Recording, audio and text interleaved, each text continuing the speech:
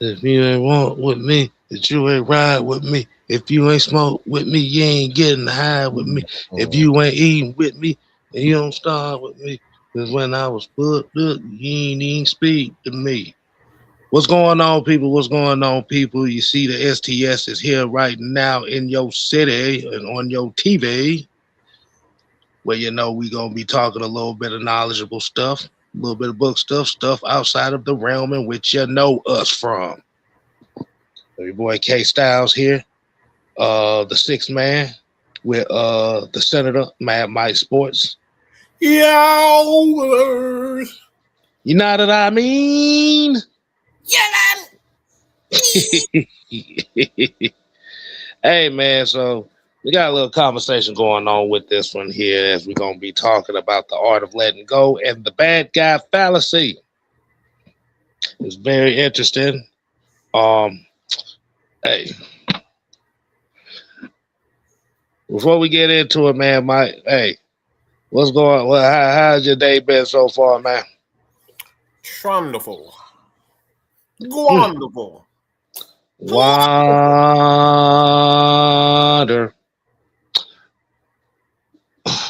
Yeah, it's been a very, very, very, very, very interesting day on my part. And so, like I said, we ain't gonna worry about that part right now. Pat Norris, what's going on? Appreciate you coming in. Hey man, let's get right into it. Now, kind of had this conversation a while back ago. This pertained to basically one of the audio books that I have been listening to that I just got back listening to. So I started over. And it's called The Art of Letting Go. Now,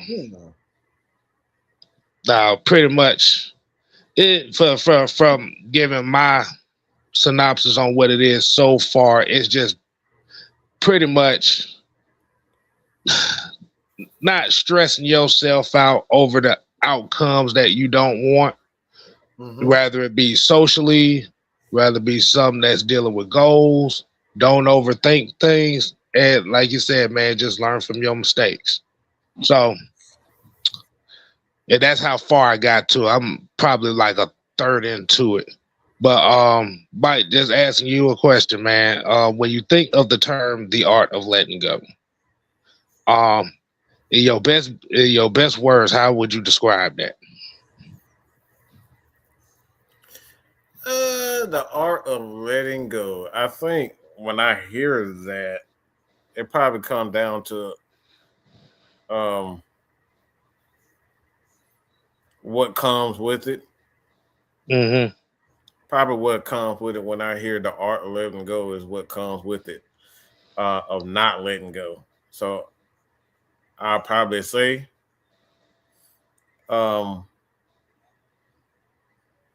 most people don't let go, or they don't know how to let go. So they end up hanging on to situations or hanging on certain feelings that they should not be.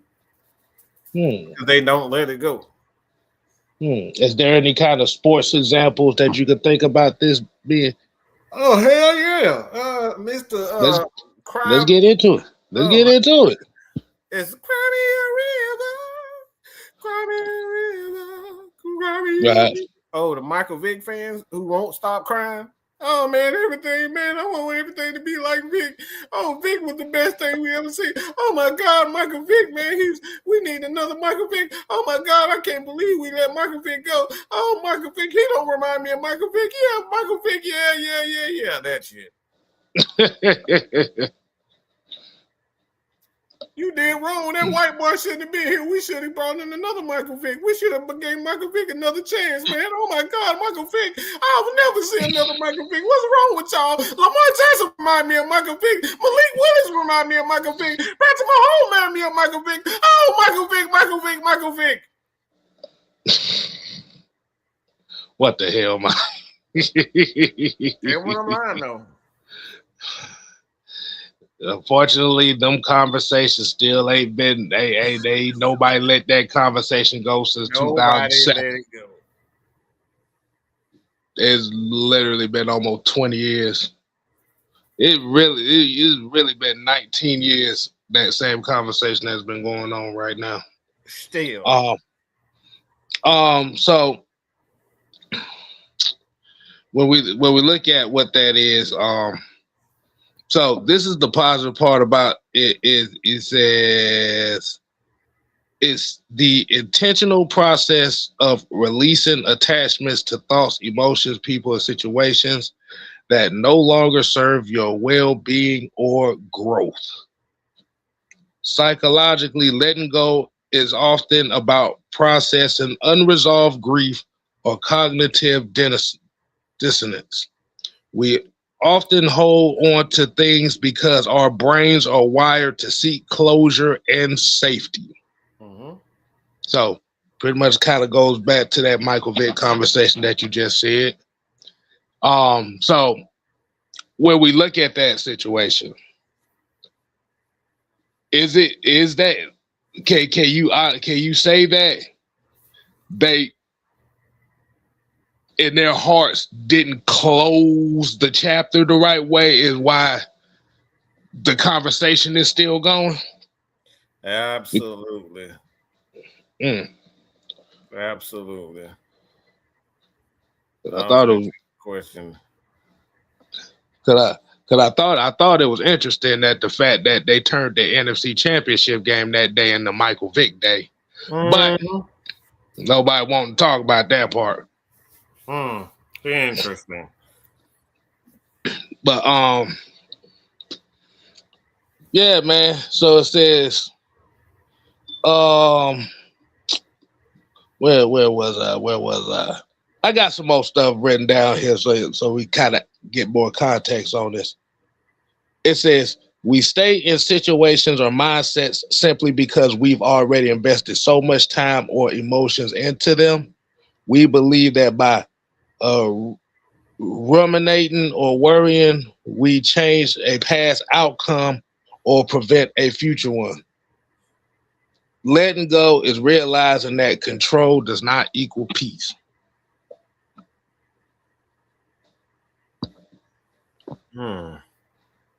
Repeat that. What, the last part? We believe that by ruminating or worrying, we can change a past outcome or prevent a future one. Letting go is the realization that control does not equal peace. Control doesn't equal peace. And I think now the thing, what I think what that is basically, I wish you, I wonder if you still got that sound clip about the dude that talked about such and such, about the not worrying about what it says, your perceived reputations and stuff like that. But I think when we talking about that sentence in itself, it's just all about it's just not too much trying to dwell into a situation that's not beneficial to you, but it's just more so of like bowing out of it just to save yourself the emotional headaches that's gonna come with it, aka learning the art of dying, which is another way of putting it. So this part right here, we stay in situations or mindsets simply because we've already invested so much time or emotions into them. What's your thoughts? What do you think about that? Say it one more time. I didn't get that last. We stay in situations or mindsets simply because we've already invested so much time or emotion into them. Yeah. Yeah, I believe that to be the case. And everybody has been down this road. So this is everybody. Everybody don't feel picked on, okay?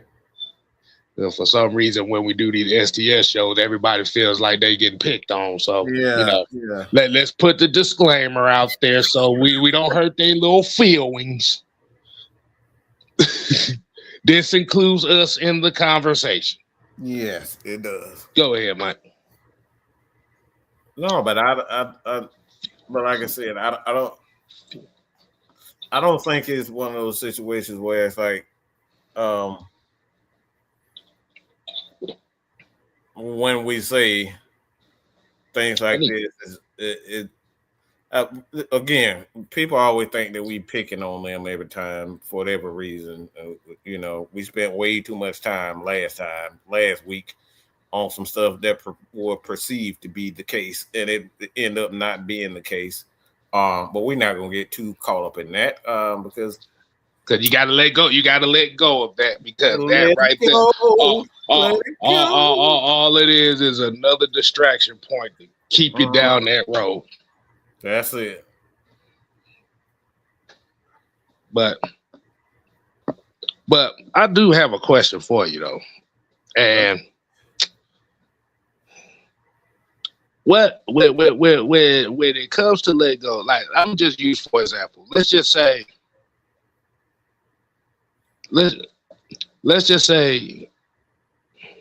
you and I have a difference of an opinion or a difference of thought. Yeah. And I'm constantly trying to force you, or I'm trying to use the right word. I'm trying to light you into believing what I'm thinking. Okay. We're not going to come to an agreement at all. And I keep badgering you about thinking of it my way. And your main course of action is, I mean, if you upset about it, that's not my problem.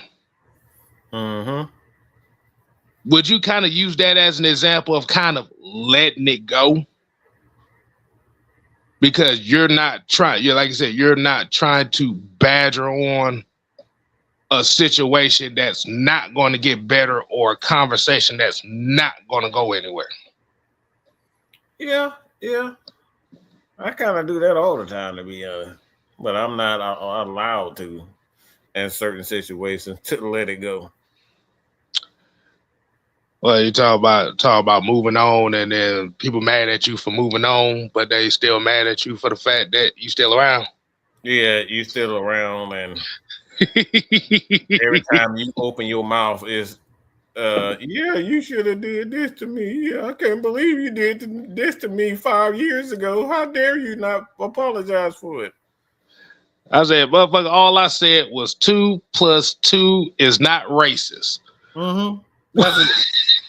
That's it. I said 2 + 2 is 4. I forgot about that too.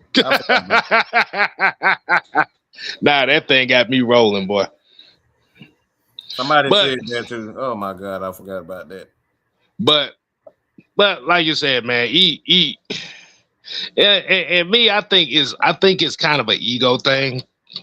I know even for me, I have moments like that too, where I will refuse to let something go, or AKA try to have the last word. I think we all kind of do it.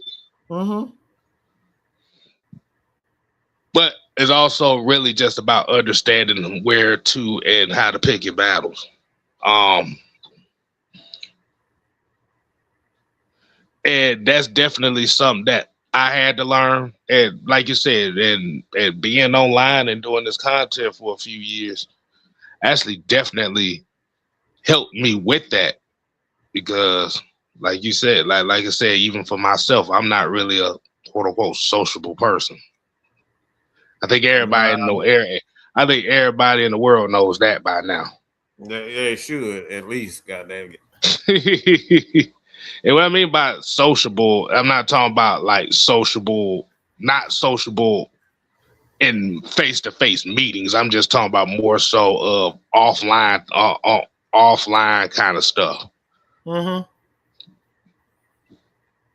In simple terms, kind of like a damn hermit in a way. Yes, he is. But like you said, even for me, and I have my moments like that where I would refuse to let something go.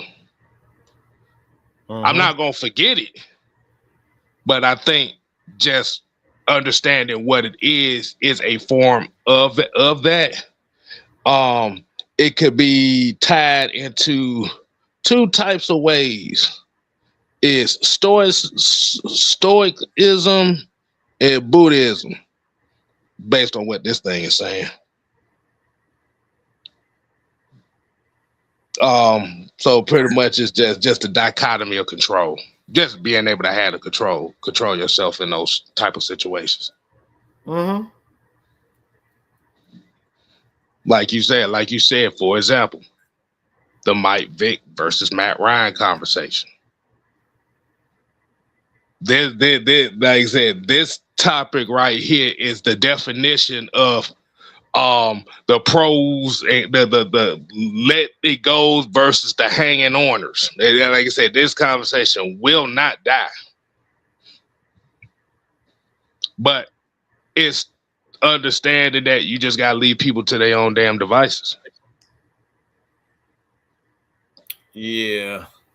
And like you said, I have to put fault on myself for some of the things, some of these situations and stuff that, because let's be honest, Mike.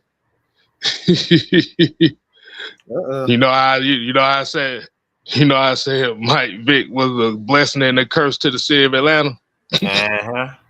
The unholy alliance was a blessing and curse to you, nigga. Oh, it definitely. Oh, I definitely believe that. Exactly. I definitely believe that. Go explain to the people why I said us is a blessing and a curse to you. The reason why I say it is because, for one, I think, and that's just my opinion, I think this space is fucking boring as shit, to be honest. I think it's boring. I think it's whitewashed. I think it's whitewashed that you have to look a certain way. I think you have to look a certain way. And I'm not saying that in a racist way. I think when we talk about whitewash, it is like it's got to fit a certain aesthetic that's pleasing to everybody. Yeah, to pleasing to everybody. And I don't think anybody should live their life where they got to be pleasing to everybody. And that's the thing that I find most boring about this space. Everybody's trying to please, and I'm just gonna be real. Everybody trying to please the goddamn 92-90 games of the world. Like, if I don't fit in with the Mike Bills, I don't fit in with the Mark Zenos, I don't fit in with a certain crowd, then you haven't really made it. And that shit boring as hell to me. I'm not talking about just white or black. I'm not just talking about black people trying to fit in. It's some white people that try to fit into that idea also. So I'm not saying it's a race. I mean, it didn't help the fact that you damn near hijacked the 92-90 game show at a training camp a couple years ago. Look, they wanted to like that. Look, I could have got in trouble, but that was. I just want them to know who I was. That's all it is. Oh, the cheerleaders knew who the fuck you was, though. I'll tell you that much. Them cheerleaders knew who the fuck you was. Don't do that. Them cheerleaders knew who the fuck you was. Yeah, she did, but that hook was something else too. I can tell you that much. That motherfucker was shivering like a mug. I was like, "Are you okay, girl?" Like, okay, give me a hug. All right. Yeah, so yeah, that actually did happen, y'all. And that right there is when I know. I was like, well, damn, this is different. I wasn't expecting that. Boy, me and Sam picked on that man that whole training camp after that shit. Me, Sam, and one picked on him that whole training camp. Sam just thought it was the funniest thing. He really thought it was the exactly. But damn, I just lost track of thought too. And like you said, man, it just and we definitely have to, you know, and it's crazy as hell for some reason. I don't know why people don't think we acknowledge that we are the reason why we are who we are. Oh boy. If I know I'm an asshole, who you ain't got to tell the world I'm an asshole. Yeah, we know who we are. I almost got kicked out of school a couple times because I am who I am. So you telling me that who I am is who I am is not bothering me, okay? Well, that sounds like some Shakespearean shit right there. For thouest I am, for thereest I am. That's I am. Good God Almighty. I know who that is. Trust me, okay? I done been in a lot of situations. I done got jumped because I am who I am. Okay, believe me. I know who I am. Oh, smart ass mouth. I know it is what it is. Smart ass mouth. If you look at your parents, you'll know why he is who he is. Okay, if you hear his daughter, you'll know why she is who she is. Okay, splitting image. Oh my God. Splitting image and 20 times the questions. Yeah. Yeah. Oh, man. She got a question for everything. What's going on with there? Hey, how you doing? Who is that? Oh, no, I don't think I want to do that. Yeah. You thought they hated K Styles, boy. They gonna despise the princess when she get older.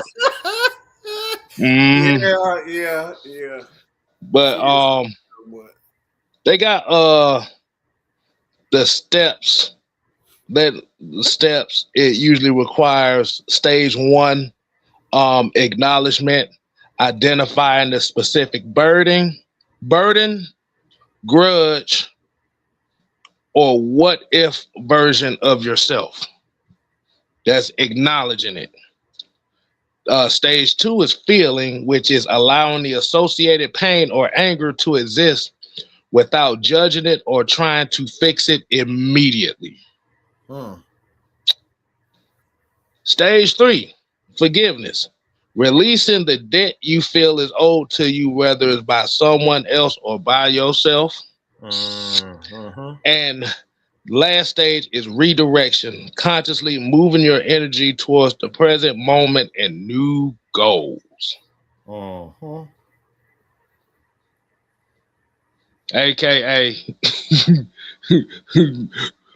move the fuck out the way and let the things go on over there. I'm going over here. Yeah. So it's me going to this corner and playing with my big wheel. You can go to that corner and play with your Legos. But they said sometimes it could be mistaken. It could be mistaken for apathy or forgetting, as far as kind of being soft. Is looked at as a soft action. Yeah, it can be. Believe me. Explain to her why in your mind, why could it be looked at as a soft action?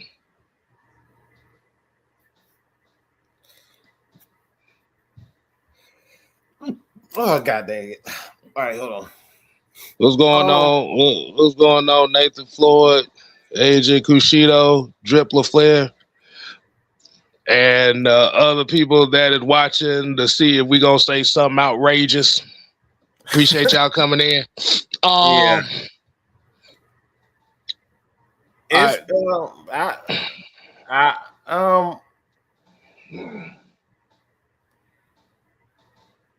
That's kind of tough to answer.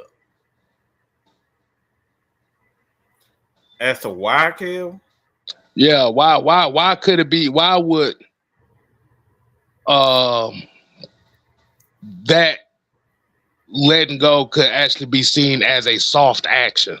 Like people, like for example, if I choose not to fight with you and move the fuck on, I could be considered a punk because I'm not addressing you in the same energy as you addressing me. Yeah, in the manner that you would hope. Because people, I think a lot of times people have an idea of who they see you as. A lot of times it's not who you see you as, it's how they view you. So you, for example, like for me, some people just think I'm the scariest motherfucker in it. And I mean scary. I'm talking about bully scary, Debo type of scary. They really believe that's how I am all the time. And it's so far from the truth. I really ain't. Because half the time I'll be up here, watching TV or watching fucking Star Wars or some shit or watching fucking videos on Instagram or something. I'm not thinking about your ass. That really what my mind be. I really could give a flying fuck about what you are thinking or doing at any particular moment because I'm having fun, goddammit. I'm laughing, goddammit. I'm being entertained by whichever show or whatever I'm doing at the moment. And some people can say, "Oh, you won't respond to me." Yeah, I'm not responding to you, bitch, because I'm not fucking entertained by that stupid shit you say. Mike, are you not entertained? How dare you not entertain me? How dare you not talk shit to me and talk shit back and forth with me? How dare you? You scary bitch. You need to fight me. No, I need you to get the fuck well, I'll be like Cartman. Screw you guys. I'm going home. I'm going home. Nope, home. Nope, home. And people can take that because they have that idea of who you are, and the way you move, based on how they are with themselves in their everyday life. Because everyday life for me, Leo talking about it too. Leo talking about I like being the bad guy. Tremaine Freeman, what's going on? Well, we know you've been around long enough. We know. Yeah, believe me, I'm sure you do. But yeah, just like the perceived notion of myself, and I use myself in here as concluded, is I have the aura of I think I know everything,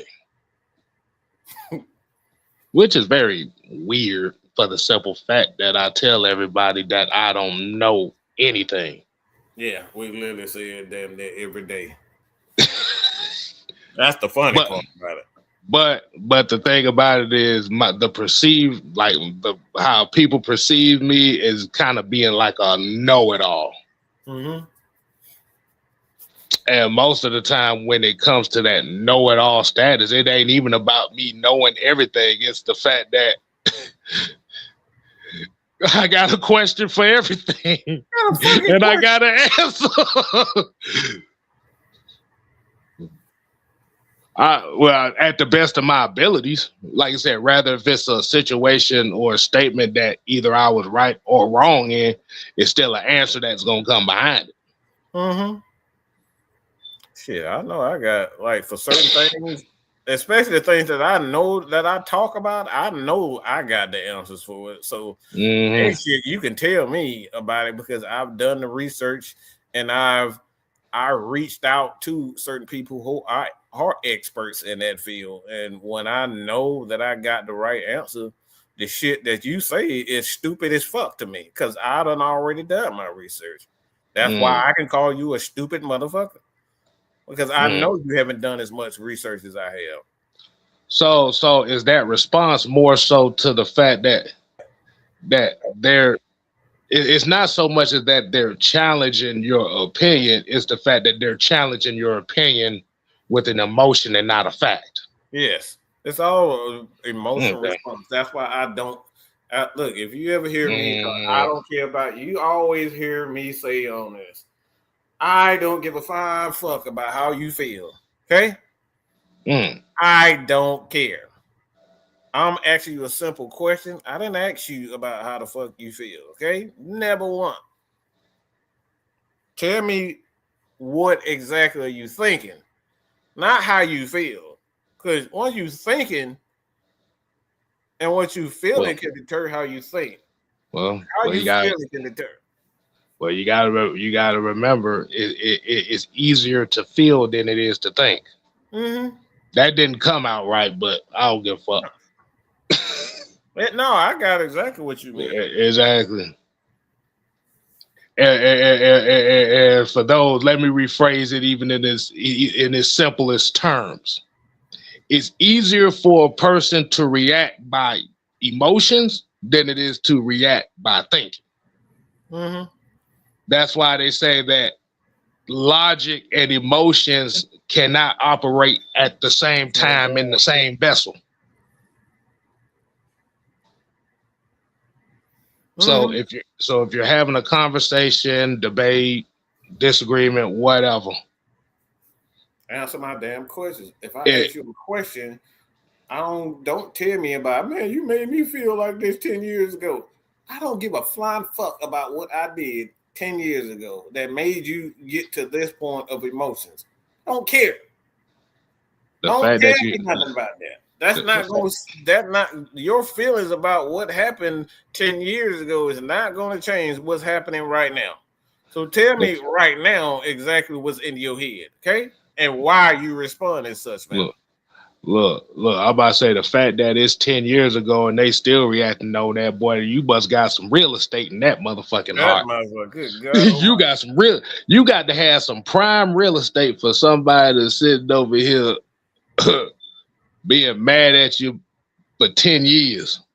10 years. And if I'm gonna make a guess, it is probably over something so minuscule as if you didn't validate their feelings or something like that. And it's usually how that rolls.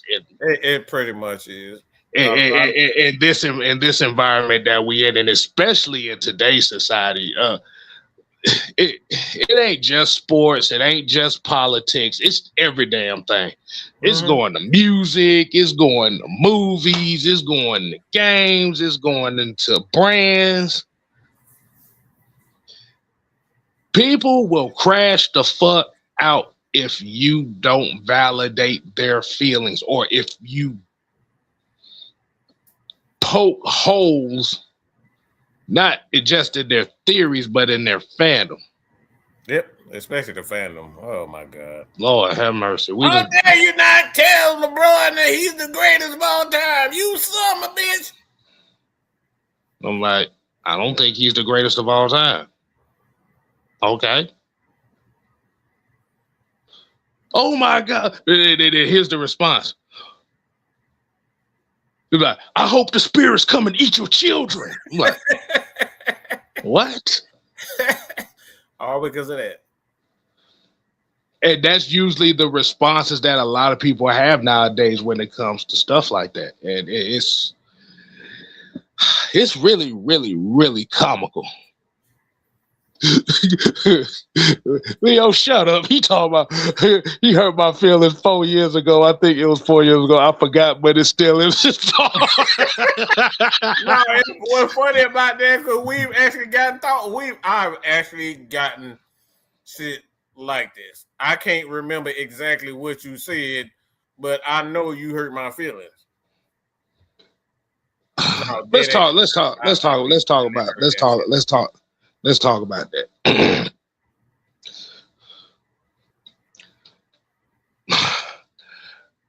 We're gonna use the same example again. We have a disagreement on the sports topic, and you call me you a dumb motherfucker for thinking like that. Mm-hmm. Now, you've known me right around that same time, that 10 plus years thing. Yep. You know how I would react. Fuck you too, then, nigga. That's exactly how. But I don't take it that serious. Yeah. I call motherfucker a bug-eyed motherfucker all the time. Shit. Nigga, shut your bug-eyed ass up. Ass up. Exactly. But because if we're different on of opinion, if we're different on takes or opinions and stuff, I'm not gonna sit here and I'm going to convince the whole world that Mike is the worst human being on the planet because he didn't agree with what I thought. That's not how the shit works. Yeah. And right now in 2026, this shit goes for everything. And you see it online on every subject. There's just something going on right now, kid. I don't silly from TLC. Everybody getting on her because she quote unquote voted. And I'm gonna be real. There are some people that I voted for, like George Bush Jr. Too, whatever you want to say. I voted for him. And at the time, I voted for him because of the business proposition they had. Like, I had a business at the time. It was Story Paint Services. That's what it was. And at that time, we needed a lot of tax breaks. So it wasn't because of the issues that came with that, or oh man, he was working with the CIA. Man, I didn't give a flying fuck about no CIA. I was trying to get them tax. I'm trying to get those tax breaks. That's what I was focused on.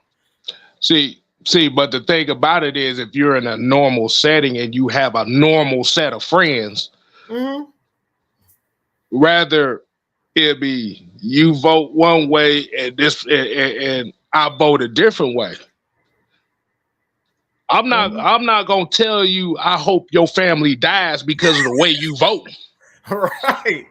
See, they doing shit like this now. And like you said, and I blame social media for this.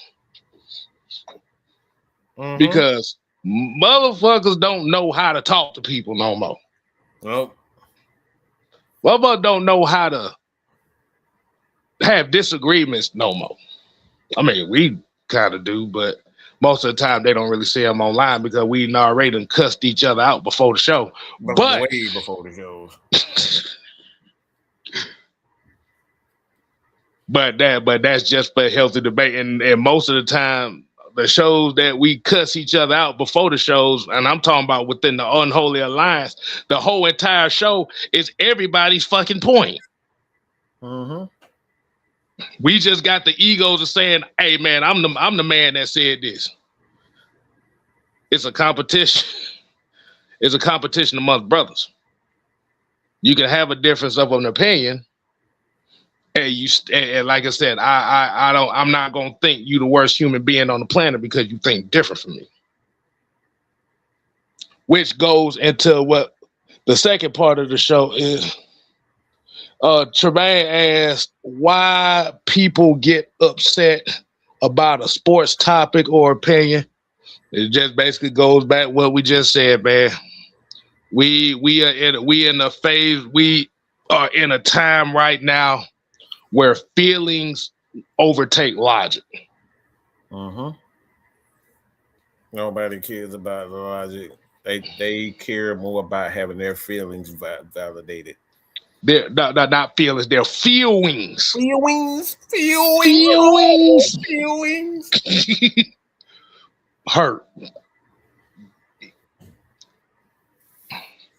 This is why when you look online, this is why you have so many people that try to be the main source. I'm gonna just use this for an example.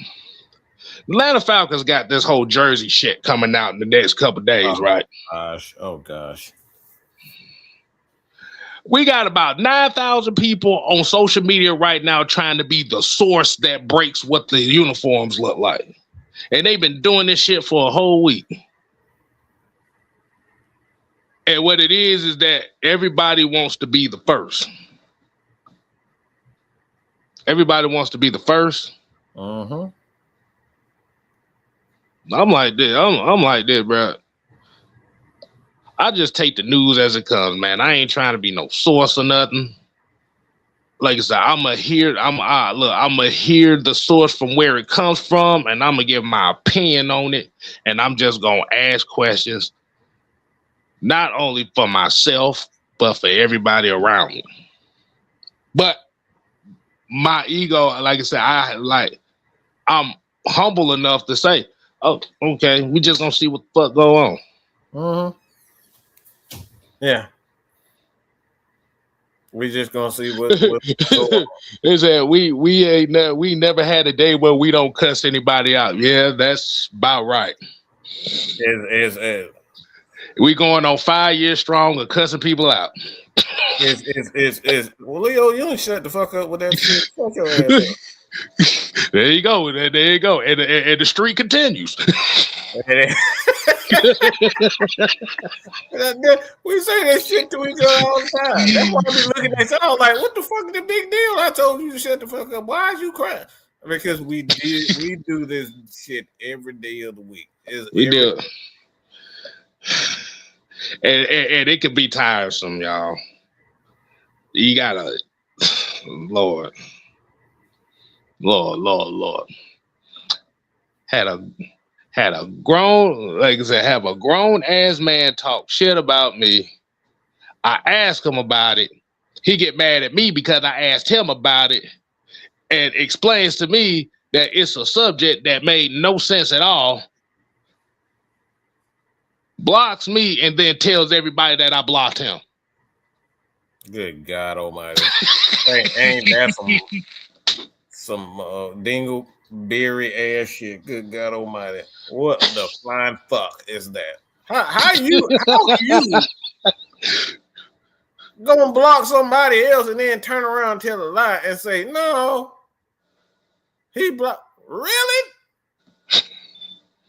Talk shit about me and everybody in the crew and blocked me before I responded. And told everybody else that we blocked him. Like I said, this kind of stuff, and like I said, I've been dealing with this shit for years, even before we started doing it. I've been dealing with this shit in these goddamn football groups for a long time. It still happens. I got blocked from a group. Motherfucker put me back in the group and then tell everybody, oh, see, he is in the group, just to take me right back out of the motherfucking group. I got you gotta remember that was damage control. That's why they brought your ass back in there, because with damage control, because the heat was on. And then once the heat died off, then they kicked your ass out again. Hey, come on, man. But it goes right into this bad guy fallacy thing. That's part of this conversation as well.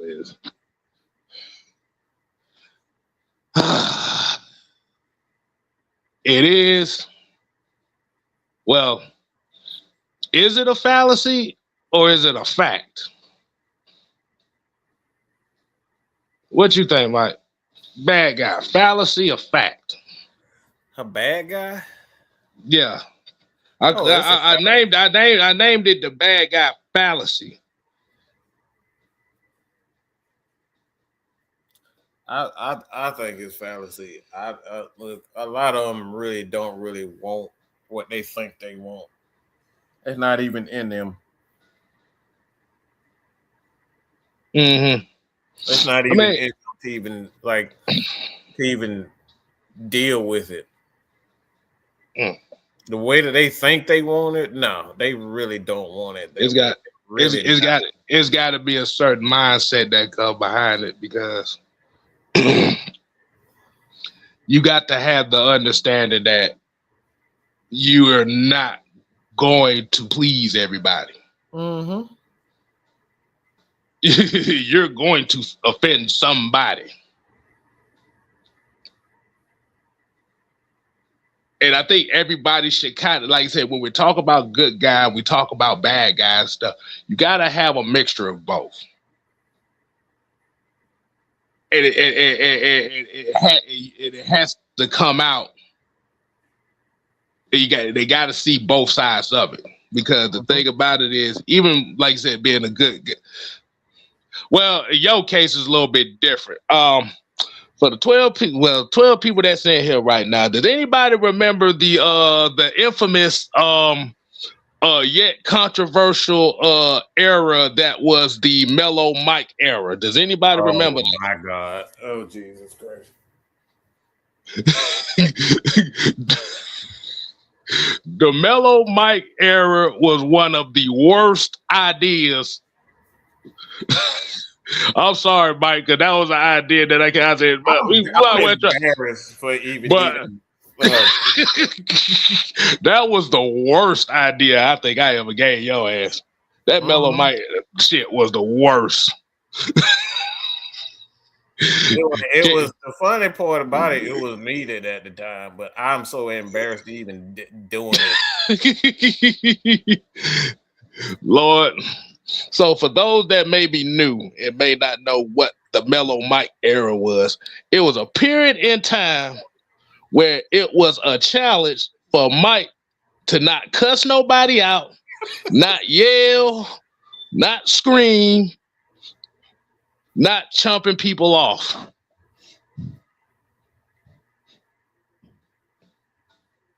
I listened to your ass. You told me to give me exactly what the fuck they think they want.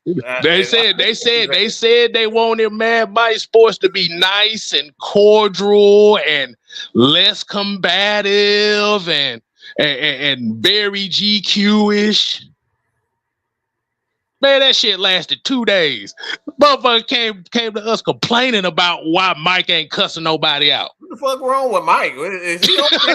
The fuck wrong with Mike? He ain't cussing nobody out. He ain't screaming at nobody. He ain't yelling at nobody. This ain't the Mad Mike Sports I know. And these are the very same people that complain about you cussing people out. The same people that complain about it. The same people that complained about you cussing motherfuckers out were the same people that was complaining that you wasn't cussing anybody out.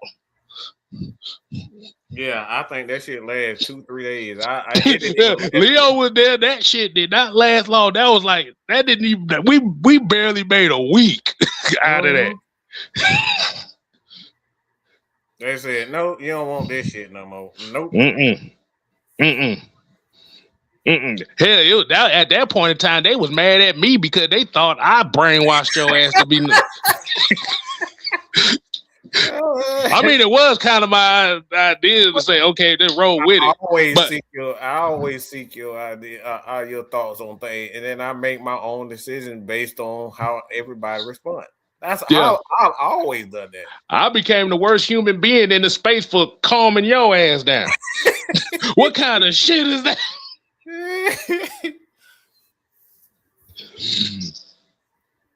And to be honest with you, they still hate me now to this day because you have calmed the fuck down a lot more than what you was at the beginning. Oh yeah, I was hell on earth. And Leo is not lying about this. Look. Leo ain't lying. They thought Mike was smoking crack. No, they really did thought I was something. They thought I was on some shit. They really did. They was like, man, fuck you, K Styles. Why Mike ain't cussing nobody out no more? I'm like, motherfucker, ain't that what y'all asked for? Mm-hmm. Y'all said y'all wanted clean cut. You wanted very mellow, monotone ass Mike Linson.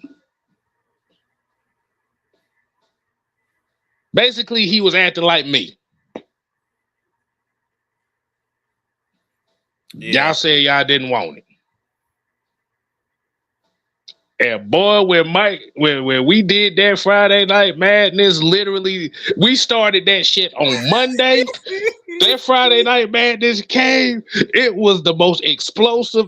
Boy, Mike held so much shit back.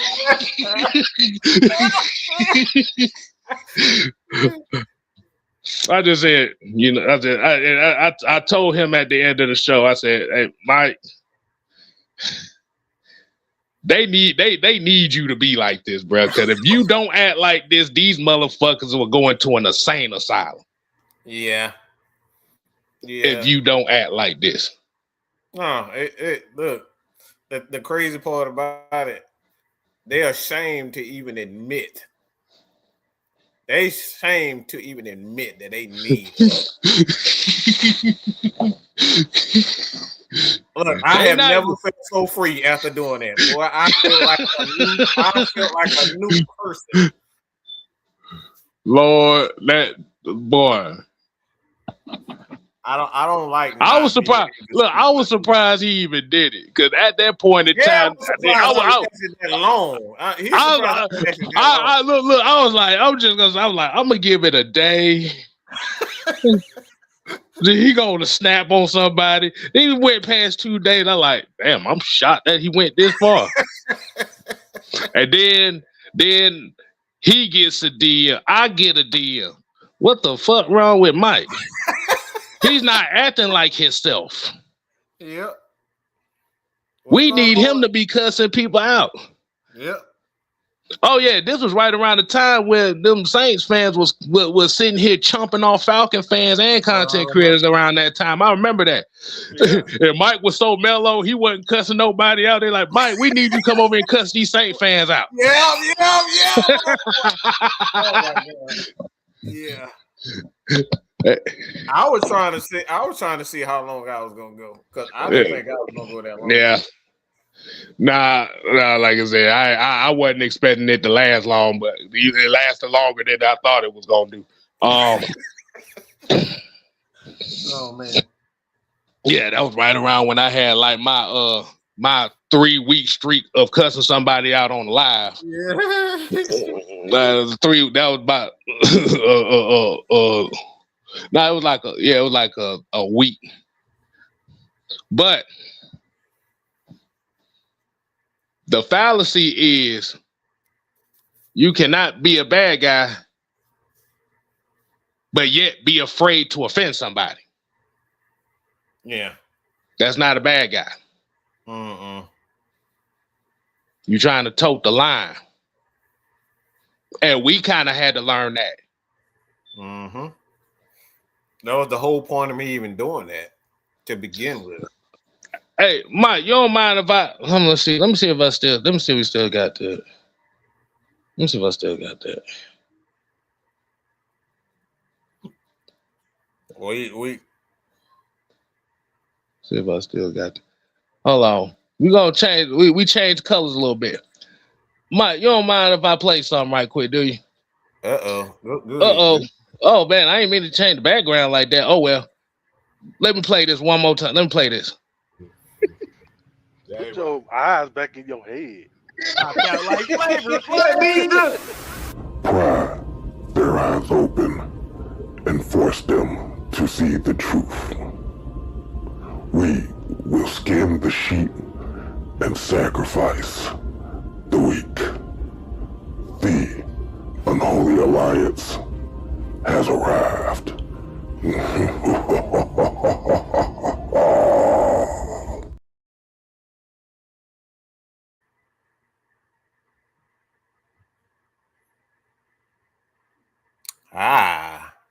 I like that background. But that particular video right there is what gave us the reputation as devil worshipers. That is oh shit! I had that. The crazy part about it, before we even did it, which y'all don't know, because Jew is our brother. When he tell you Jew is that's my real. Well, look, that's my boy. That's my brother. So we actually went that. I went to Jew. I explained to Jew what the reason behind the unholy alliance, just out of respect for Jew. So that was it. But I wasn't gonna tell you motherfuckers the behind what was behind the unholy alliance until now. All you really just have to do is listen to that the first few sentences of it. Pry their eyes open and force them to see the truth. That's it.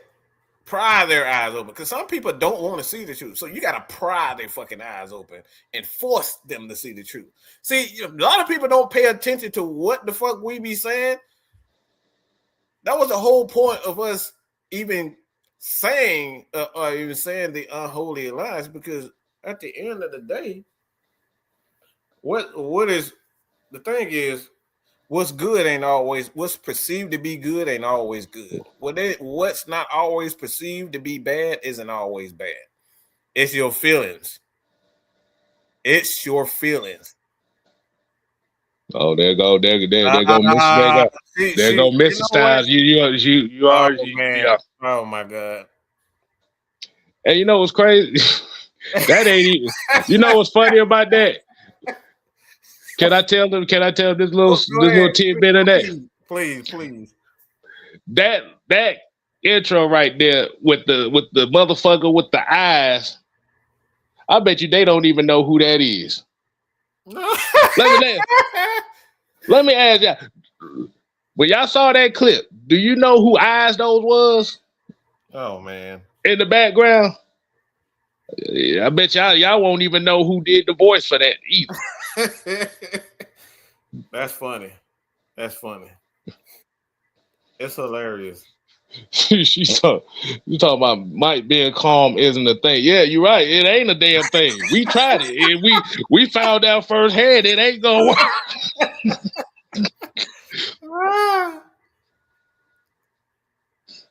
I get asked all the time. Oh, you sure you're okay? Boy, I did. Boy, you had to throw a skillet at that motherfucker. Shut up and get angry. Yeah. Well, yeah. So what they don't know is while they're looking at that video as to being very demonic, that picture was a picture of Anakin Skywalker. Yeah. Embracing the dark side of the Force. Yes, sir. Yep. AKA accepting the role of the bad guy. Mm-hmm. And you know the beautiful thing about Anakin? What's up?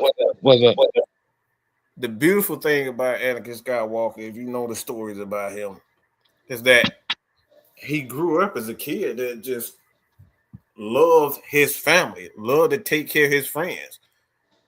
Mm-hmm. That's it. He grew up with all love. It's the people, the good and the bad side that turned him to it. They turned it. The good people didn't want him to embrace his pain, his suffering. They said, just forget about it. You ain't got to talk about it. You just forget about it. And then the dark side says, no, we want you to use your pain and your suffering to make other people suffer. So both sides was using him. So that's what ultimately turned him dark. Is he had, for one, it was love in his heart from the beginning. Mm-hmm. But both sides made him kind of hate being the nice guy. He didn't want to be the nice guy anymore. So the closest thing that he could do to fitting in was to embrace the dark side. The nice guys told him he wasn't shit. Mm-hmm. The bad guys told him welcome. Yeah, and it's all about it. Right. That's it. Using his strengths. You're gonna use him. Anakin knew all along that Senator Palpatine was using him, but he had did so much wrong. He couldn't turn back. So he was stuck. Mm-hmm. He was stuck. And it wasn't until Luke came around and became that beacon of light for his good side. Where at the Return of the Jedi is where he actually finally, turned on Senator Palpatine. Yep. So because Luke reminded him of the boy that he was, the person that he was. Yep. That's what he was. That's who he truly was. He was a really good person. But when you got two sides of the coin, both of them are fighting over you, and both of them want to use you essentially, because that's what it was, and that's what, if you know the story of Ahsoka, kind of like it was the same thing. That's why she turned away from the Jedis, because they was essentially fighting, using the good side to get what they want, because all the Jedi wanted to do was defeat and kill the Sith. So they were both being used. Anakin Skywalker, ironically, that's his Padawan. But ironically, both of them were being used by the Jedi and the Sith. But Ahsoka was the only one that said, you know what, I'm not going to allow the Sith or the Jedi to use me. And I'm still learning a lot about the Star Wars lore my damn self, so I'm actually taking notes right now. Mike speaks about this. So that's why I love Star Wars, is because you look at the storyline and the storyline that goes along with it. You will really learn a lot about why a lot of the characters are who they were. And it's the same thing if you look at they got a new series coming out. Now that one about Darth Maul, I can't wait for that one. Darth Maul, his story is similar to Ahsoka. He had a lot of tragedy and a lot of pain in his life, like killings. Like, he did a lot of dirt. A lot of people did him dirty. He ended up realizing late that Senator Palpatine was using him. So he ultimately turned away from the Sith. And he was doing his own thing for a good minute. But that just goes back to what we were just saying. A lot of people, whether it's for the perceived good for the Jedi, and a lot of the principles of the Jedi were right. They were positive. They were good. But they both had the same issues, as that the Sith wanted to destroy the Jedi, and the Jedi wanted to destroy the Sith. So at the end of the day, they were using the one that was so-called the chosen one. And that was Anakin Skywalker, and later it became Luke Skywalker, ironically. So a lot of things, in essence, of what we're saying and why we have it as show, is there's a bad guy fallacy, because at the end of the day, a lot of people believe that they want to be that bad guy or they want to be that good guy. And a lot of times you don't really want what you think you want. You don't want to be the good guy. It ain't nothing fun about being the good guy. Nothing fun about always looking past and letting shit go. That shit is not fun. You want a John Jules elbow, motherfucker, skull cracked, smooth open. Ain't nothing fun about it. And even if you choose the bad side, guess what? There's some consequence with the bad side. Everybody gonna want to fight you too. So you're gonna have to take on everybody for being the bad guy. So you gotta fight the world, or you gotta fake the world. You fight or fake it. That's it. You don't really look, I don't think a lot of people really want the bad guy, because the thing is, even with the perceived image of being the good guy you still got a little bit of love. I mean, you still people still like you, but with the bad guy, everybody hates you. Mm-hmm. Everybody's scared to even get close to you. Nobody want to do nothing with you when you the bad guy. Mm-hmm. But that the thing is, you like you said, when you take on that persona, but that role, because it's a role that is needed, that's a consequence that comes with it. See, like I said, the thing is, you can't see that's why we'd never consider ourselves the good guys. Because guess what? We do bad guy shit. Right. We cuss people out. Yeah. We debunk theories that hurt people's feelings. Mm-hmm. We may disagree with you. We are not here to appease everybody. So we connect more with that. We connect more with the bad side than actually good. Mm-hmm. I don't give a damn about having to preach, like try to make you feel good all the time.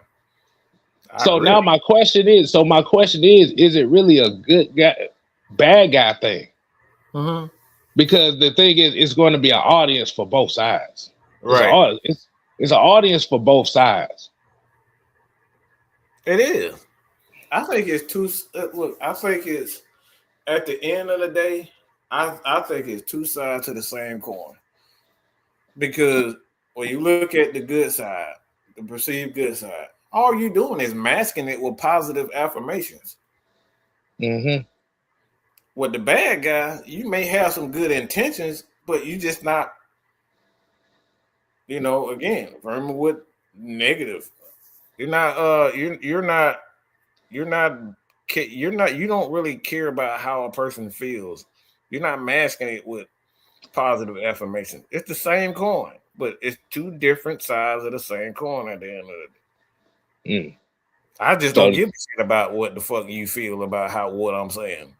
The other side cares about what you feeling, so they're gonna listen to you. I don't give a fuck about listening to you if that's how I'm feeling in that moment.